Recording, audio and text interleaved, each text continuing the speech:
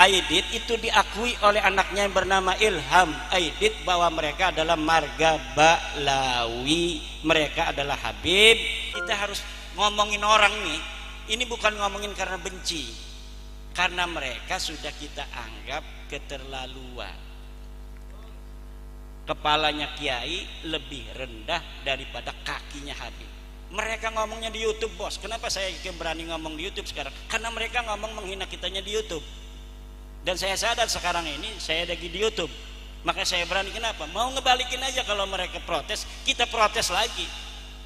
Mereka ngomong Kiai Tae itu di YouTube, bos. Kiai Tae itu kalau yang berani ngawinin Habibah, emangnya siapa yang mau ngawinin Habibah? Enggak ada.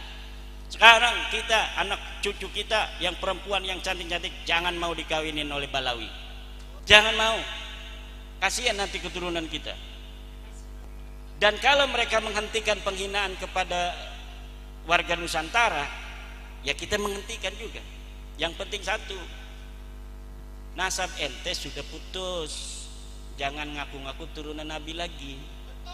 Kita sudah yakin, seyakin-yakinnya berdasarkan tes DNA dan sedon-donnya berdasarkan studi manuskrip, studi pustaka, baik pustaka kitab nasab maupun pustaka kitab sejarah, bahwa ente nasabnya putus. Kalau misalnya ada orang kita yang masih percaya sama nasab ente, ya silakan saja masing-masing. Tetapi kalau kita sudah kagak percaya, dan jangan sampai ada kata-kata yang tidak percaya dengan nasab kita nih, para Ba'lawi tidak akan dapat syafaat Nabi. Nabi yang mana? Nabi itu kakeknya siapa? Kakek aneh apa kakek ente? Kan mereka ngomong begitu tuh dulu ngomong begitu, kakek aneh apa kakek ente? Yang diomongin itu di sidang saudara saya itu kiai dari Jawa Barat, turunan Nabi dari Sunan Gunung Jati. Dia ngomong begitu, makanya saya selalu ngomong itu, karena yang jadi saksi itu saudara saya. Ngomong dia suruh adzan segala macam, kiainya diam-diam aja, nggak tahu sejarah dia. Ya katanya.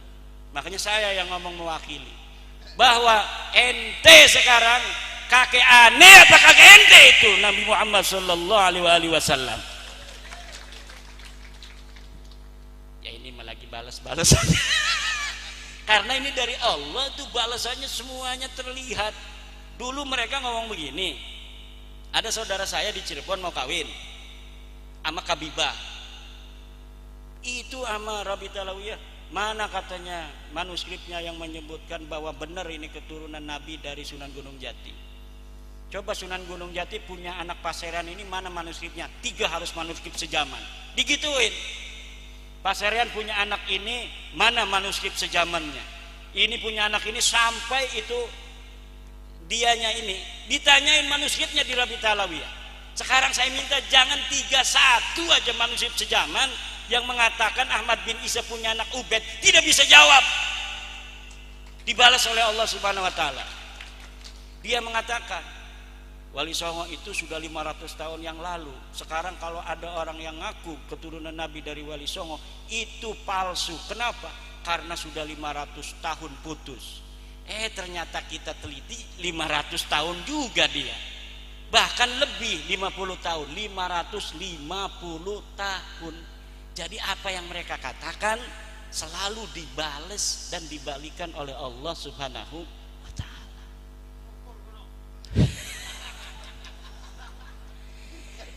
Ini saya juga aneh ini. Coba bapak-bapak, kalau bapak-bapak sudah merdeka hatinya ya, merdeka serak saja. Itu luar biasa. Allahumma sholli ala sayyidina Muhammad. Tapi kalau yang belum merdeka ini punya ngedengerin saya. Pengennya nonjok aja. Tapi insya Allah kita karena tujuannya baik, kita bukan benci sama mereka loh. Kita benci kepada apa yang telah mereka ucapkan di YouTube itu. Kita benci pengakuan mereka yang sudah terbukti palsu, kemudian mereka tidak mau menerima. Itu saja.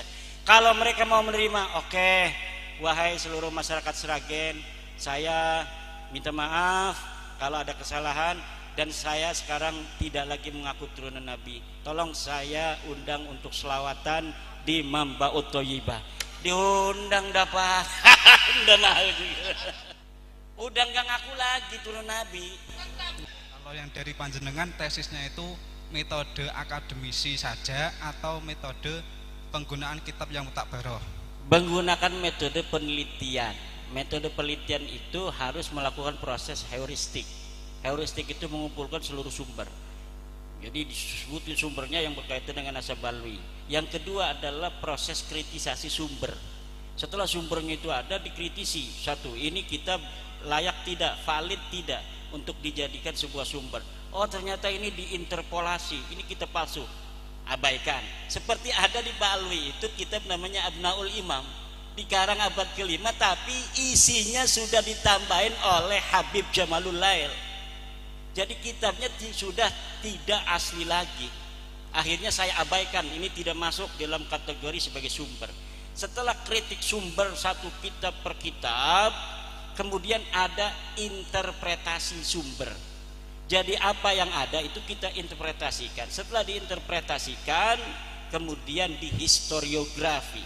Ini metodologi penelitian dalam penelitian sejarah. Karena apa? Karena Abdullah atau Ubaid ini adalah tokoh sejarah. Tokoh sejarah yang harus diverifikasi benarkah dia historis atau ternyata dia ahistoris. Maka diperlukan metodologi sejarah dalam memverifikasi apakah seorang ini betul-betul historis atau dia adalah ahistoris. Dan terbukti sosok Ubaid ini tidak ada di dalam kitab-kitab, di dalam buku-buku sejarah yang ada pada masanya atau masa yang paling berdekatan dari kitab yang ditemukan yang membicara tentang keluarga mereka. Itu metodologi penelitian sejarah. Kalau tidak boleh dalam sejarah kita menggunakan metodologi penelitian ilmiah tentang pemikiran. Pemikiran itu boleh berbeda antara orang masa lalu dengan orang zaman sekarang. Kalau khobar berita tidak boleh berbeda. Sumbernya itu harus sama dan harus ittisal karena dia riwayat sejarah. Nah, ini kelemahan daripada kita para santri itu asal ada kitab abad berapa aja tentang sejarah itu dianggap sahih. Kayak Ustadz Idrus Romli kemarin, ini ada kitab abad ke-9, ada abad kitab 10. Iya betul, tapi itu setelah pengakuan. Sebelumnya di abad 4 itu, di mana yang diakui itu hidup, tidak disebutkan dia punya anak namanya Ubaid.